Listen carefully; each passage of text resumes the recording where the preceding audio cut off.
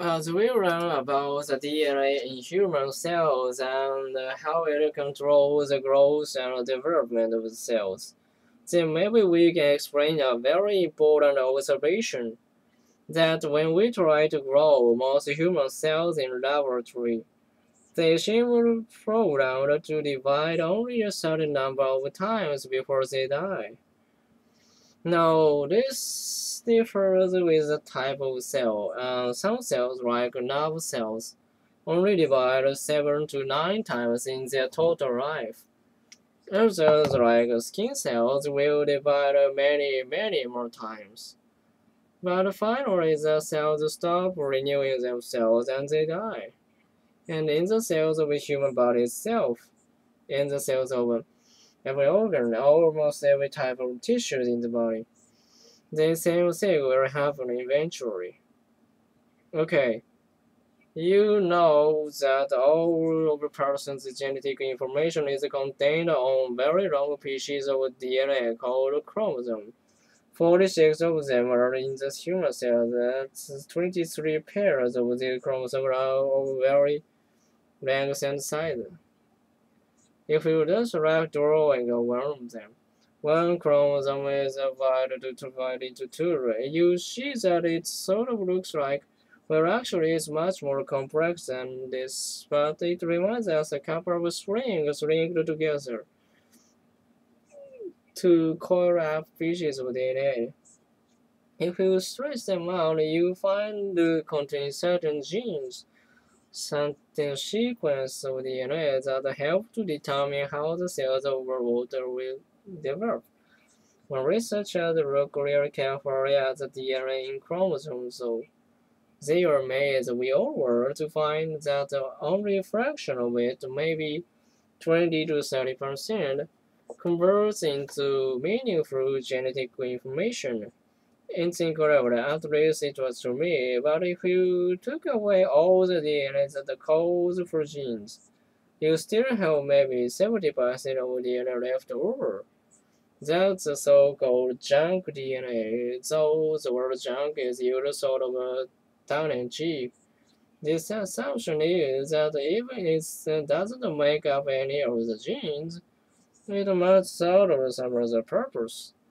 Anyway, if we examine the ends of these cords of DNA, we'll find a sequence of DNA and each end of every human chromosome is called a telomere. Now, a telomere is a highly repetitious and genetically meaningless sequence of DNA, what we are calling junk DNA. But it doesn't have any important purpose. It's sort of like the plastic tip on each end of a shoelace. It may not help you tighten but plastic keep the rest of the shoelace, the strand from unraveling into weak and useless thread. Well, the telomeres at the ends of chromosomes seem to do about the same thing. Protect the genes, the identically functional parts of the chromosome from being damaged. Meantime, the chromosome divide every time one cell divides into two. Pieces of the ends of chromosome, the telomeres, get broken off.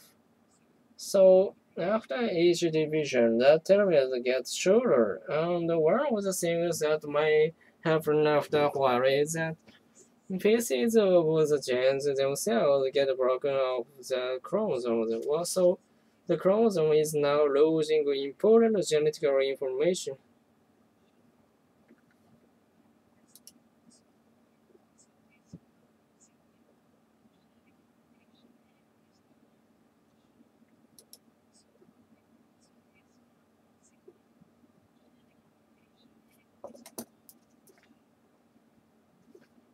But as long as the telomeres are at certain lengths, they keep this. By looking at the lengths of the telomeres and specific chromosomes, we can actually predict pretty much how long a certain cell can successfully go on dividing. Now then, some cells just seem to keep on dividing regardless, which means are good things if you get that controlled. But when we analyze this cell chemically, we find something very interesting. A algorithm, an enzyme called telomerase. As bits of the telomere break off from the end of the chromosome, this chemical, this telomerase, can rebuild it, can help reassemble the protected DNA, the telomere, that the chromosome is lost. Someday we may be able to take any cell and keep it alive, functioning, and reproducing itself essentially forever through the use of telomerase. And in the future, we may have virtually immortal nerve cells and immortal skin cells or whatever because of this chemical. Telomerase can keep the telomeres on the ends of chromosomes from getting any shorter.